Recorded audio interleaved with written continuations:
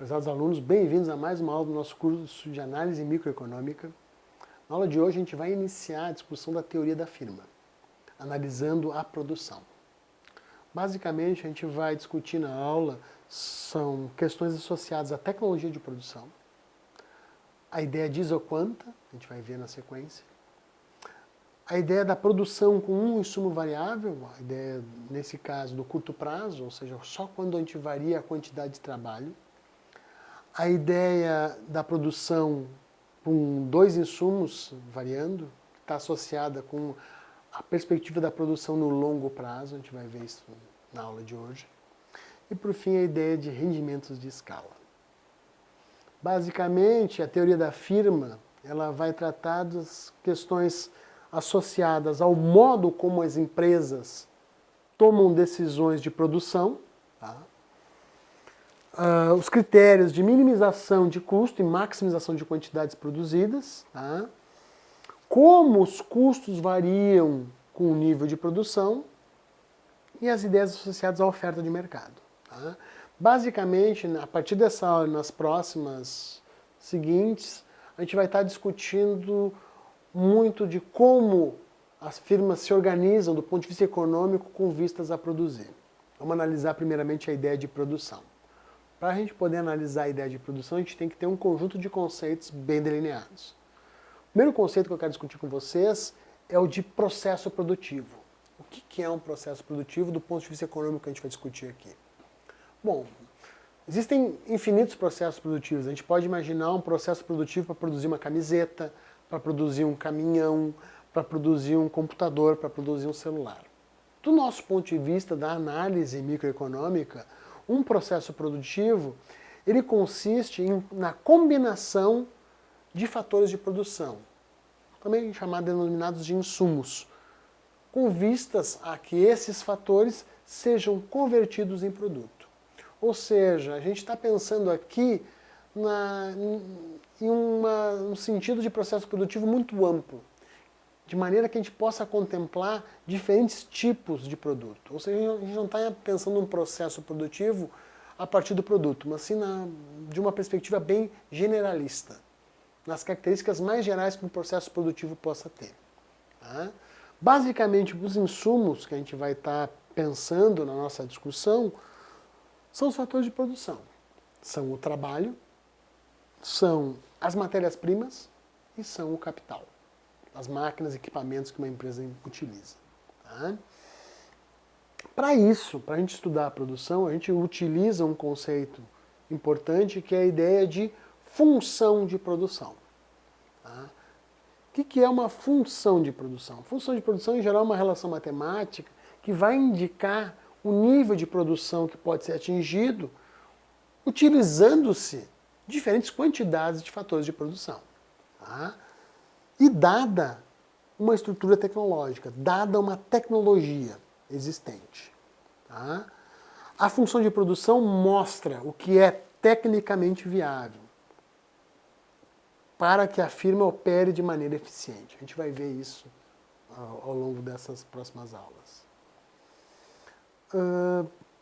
No caso de uma produção com dois insumos, a gente pode escrever uma função de produção como eu estou colocando aqui no quadro para vocês. Quantidade, bem produzido, é igual a uma FKL. F é o F de função, uma função matemática. K é a quantidade de capital e L é a quantidade de trabalho. Nesse exemplo, a gente vai abstrair o uso de matérias-primas. Tá? Basicamente, essa função de produção, a estrutura da função de produção, depende, como mencionei anteriormente, da tecnologia disponível para se poder produzir.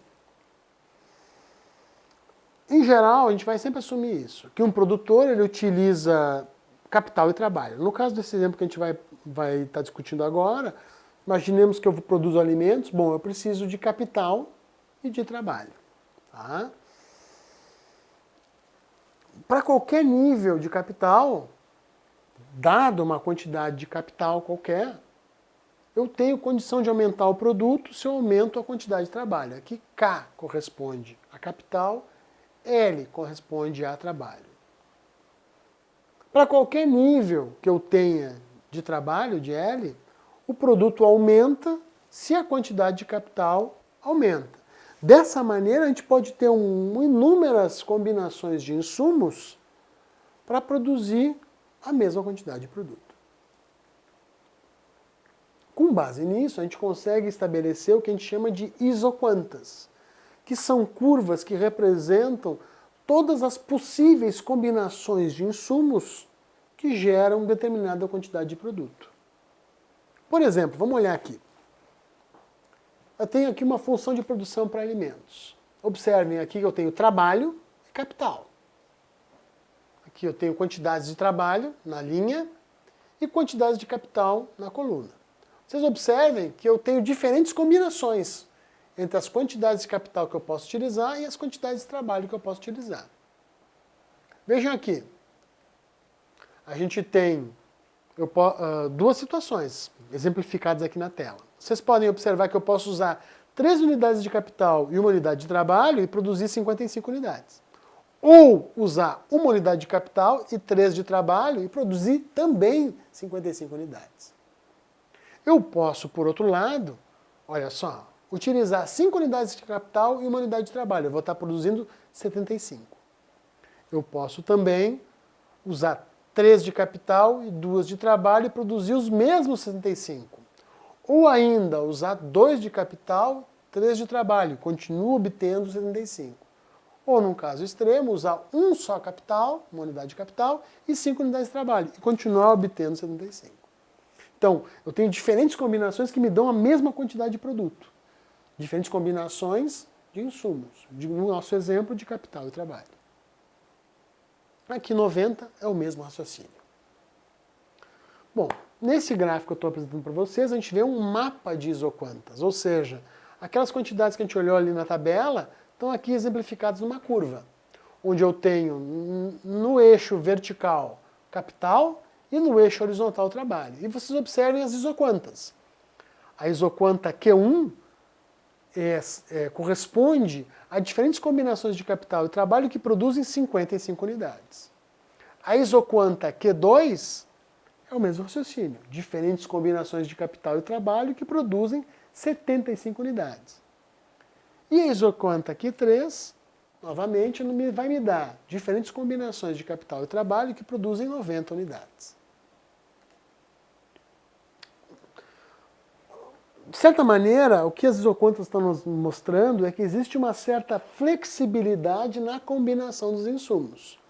Tá? A gente pode combinar os insumos de maneiras diferentes e obter a mesma quantidade.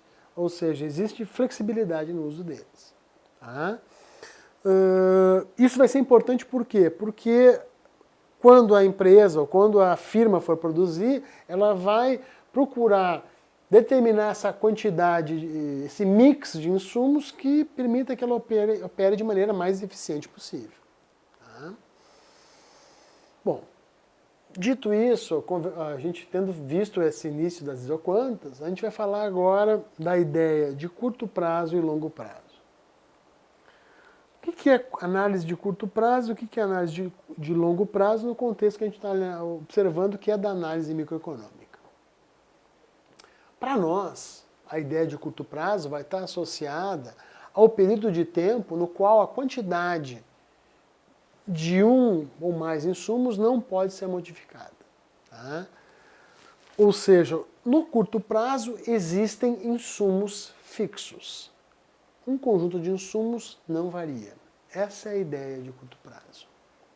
Enquanto que no longo prazo, todos os insumos podem variar. Tá? Então essa é a distinção. A gente não pensa o curto prazo e o longo prazo em termos de propriamente de tempo, mas sim de uma característica da estrutura produtiva. No curto prazo, alguns insumos estão fixos. No longo prazo, todos os insumos variam. Isso vai ser importante para a análise que a gente vai fazer na sequência. Então vamos observar aqui uma tabela com informações de curto prazo, ou seja, a gente tem um insumo fixo e um insumo variável. Olha só. Nessa tabela eu estou mostrando para vocês quantidade de trabalho, está aqui, quantidade de capital, está aqui. O produto, que pode ser obtido utilizando esse esforço produtivo. O produto médio, que é o produto médio que eu obtenho por trabalhadores. E o produto marginal, ou seja, o acréscimo de produto que eu tenho a cada trabalhador. Então observe o seguinte, a única coisa que está variando aqui é a quantidade de trabalhadores. O capital é fixo, eu estou numa situação de curto prazo. A quantidade de capital é fixa, eu só posso variar a quantidade de trabalho. Aumentando o número de trabalhadores, eu tenho um aumento do produto total. Eu também tenho um comportamento do produto médio que inicialmente aumenta e depois cai.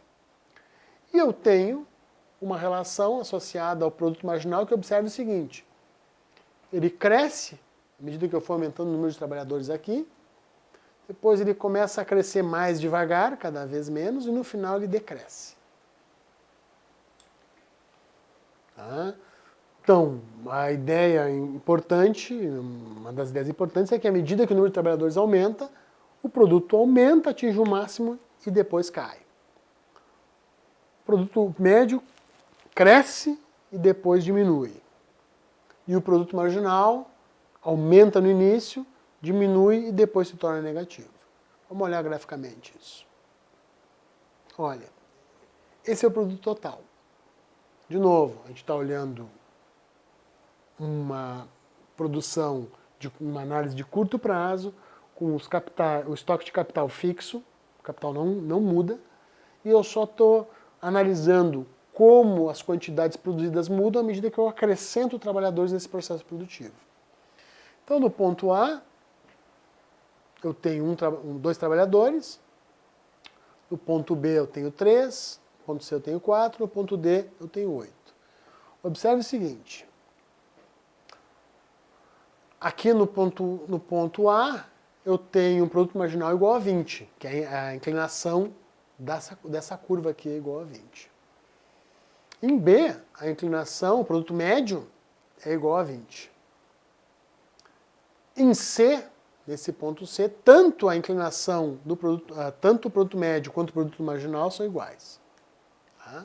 Então está aqui. Ó. Esse aqui é o produto marginal, esse aqui é o produto médio, e esse aqui é a situação no qual os dois são iguais, tanto o produto marginal quanto o produto médio. Tá? Basicamente o que a gente constata é isso, que o produto marginal, ou seja, o produto que a gente incrementa a produção ao aumentar uma unidade de trabalhadores na produção, ele cresce rapidamente no início e cai. Enquanto que o produto médio ele cresce mais devagar e depois inicia a queda. O que a gente constata é que entre 0 e 4, a gente tem o produto marginal maior que o produto médio, essa distância aqui. Entre 4 até a quantidade 8, 9, 10, a gente tem um produto marginal inferior ao produto médio. Tá? No ponto E, nós temos o produto marginal igual ao produto médio e o produto médio máximo. Então, feita essa análise, é importante constatar que quando o produto marginal é igual a 0, a gente tem o nível máximo de produção possível. Quando o produto marginal é maior que o produto médio vai aumentando. Ou seja, eu acrescento uma quantidade de produto maior que a média, logo a média cresce. Quando o produto marginal é menor do que o produto médio é decrescente. E quando o produto marginal é igual ao produto médio encontra o seu nível máximo. Quais as implicações disso? Observe que nesse gráfico a gente consegue enxergar que o produto médio, como mencionei anteriormente, tem essa inclinação aqui, essa inclinação na linha C, tá? E ele estabelece essa relação de aumento inicial, chegar no seu ponto de maior produção, aqui, enquanto que as diferenças entre o produto marginal e o produto médio podem ser visíveis aqui. Então essa relação que a gente discutiu é bem visível dessa forma. Por que isso acontece? Por que a gente, à medida que a gente acrescenta mais trabalhadores, a gente tem essa subida do produto marginal e depois sua queda? E por que o produto médio aumenta inicialmente e depois cai? Isso se deve ao que a gente chama de lei dos rendimentos decrescentes. Ou seja, ao fato de que, como o estoque de capital ele é fixo, eu não tenho como aumentar o capital, eu posso ir acrescentando trabalhadores e aumentar a produção. Entretanto, como um dos insumos é fixo, existe um limite ao quanto que a produção cresce à medida que eu vou acrescentando trabalhadores. Eu vou fazer uma imagem para vocês para ver se isso fica mais claro. Imaginem um restaurante, que vocês tenham 100 mesas e eu tenha um garçom. Bom, esse garçom vai estar atendendo e vai estar correndo para um lado e para o outro e ele vai provavelmente atender mal as pessoas. Eu vou acrescentar o segundo garçom, um terceiro garçom, a produtividade do atendimento no restaurante vai crescer. Acrescento o quarto, acrescento o quinto, provavelmente a produtividade vai crescer muito.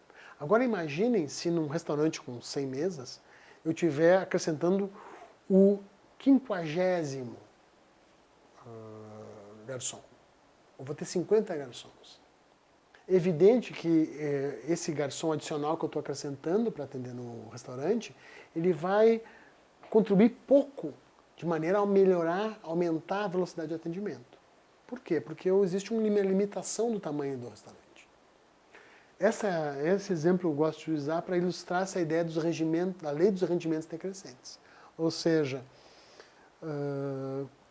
como um insumo é fixo, se eu acrescentar mais do outro, vai chegar um ponto nos quais as quantidades de produto obtidas vão ser cada vez menores, podendo até se tornar negativas.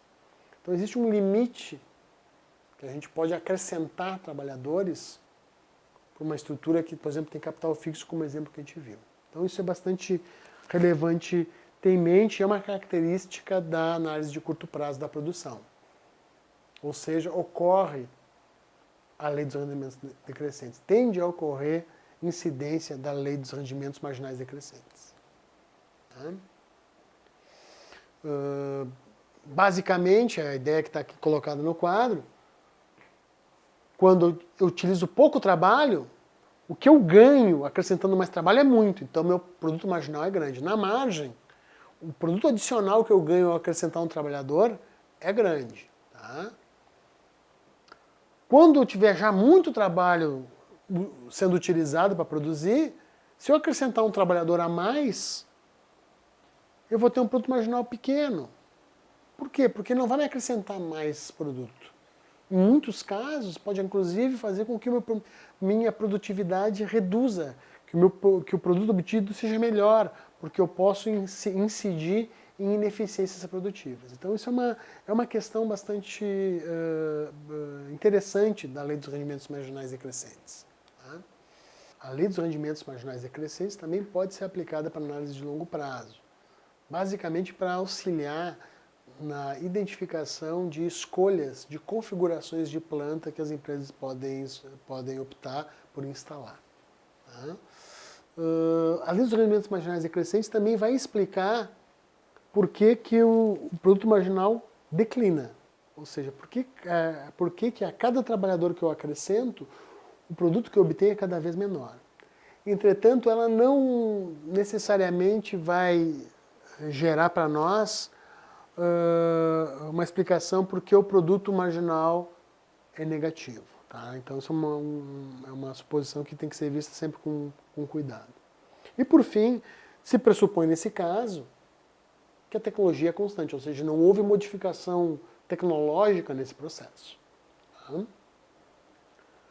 Vamos olhar um pouco agora sobre tecnologia. Vamos imaginar justamente que eu tenha mudança tecnológica. O que acontece?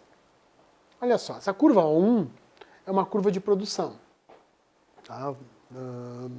Uma curva de produção, produto médio, num dado momento de tempo. O que acontece se a gente tiver um progresso técnico, uma mudança tecnológica? O que a gente espera que aconteça? O que acontece? Acontece isso. A ideia é que o progresso técnico ele faz com que a produtividade aumente. Aumentando a produtividade do trabalho, eu tenho um deslocamento da curva. Então, observe o seguinte, os mesmos 7 trabalhadores agora produzem muito mais. Com 6 trabalhadores eu também produzo mais. Tá? O melhoramento tecnológico tende a aumentar a produtividade média, mesmo em processos que estejam sujeitos à ação dos rendimentos decrescentes.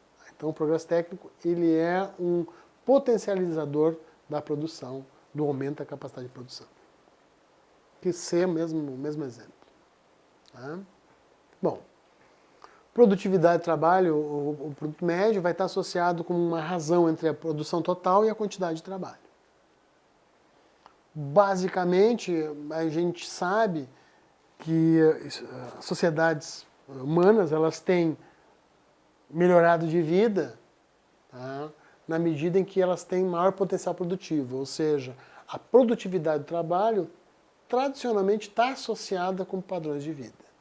Maior produtividade do trabalho, melhores padrões de vida. Menor produtividade do trabalho, uma tendência de padrões de vida menores. Basicamente, o que determina a produtividade do trabalho vai ser o progresso técnico, a tecnologia e a quantidade de capital disponível. Posso comentar com vocês um exemplo, também uma ilustração disso, em termos do que é essa ideia de produtividade do trabalho, comentar com vocês que eu, viajando para os Estados Unidos, uma vez eu visualizei, encontrei um jardineiro. Esse jardineiro, ele trabalhava com um pequeno trator, com uma espécie de braço mecânico, repleto de equipamentos. Esse jardineiro trabalhava sozinho. Você imaginar um jardineiro com uma tesoura, para cortar grama, eu vou precisar fazer a mesma área que um jardineiro com um equipamento tecnologicamente mais avançado usaria, vou precisar provavelmente de 10 jardineiros para fazer o mesmo trabalho. Essa é a ideia associada com progresso técnico e estoque de capital. Se eu dou mais capital para um trabalhador, a tendência é que esse trabalhador produza mais. Se você dá uma máquina para um trabalhador, a tendência é que o trabalhador produza mais com a máquina se ele fosse produzir de maneira artesanal. Essa é a ideia da relação de produtividade ou do que determina a maior produtividade do trabalho. Bom, com isso a gente visualiza a análise de curto prazo. Na sequência a gente vai olhar a análise de longo prazo.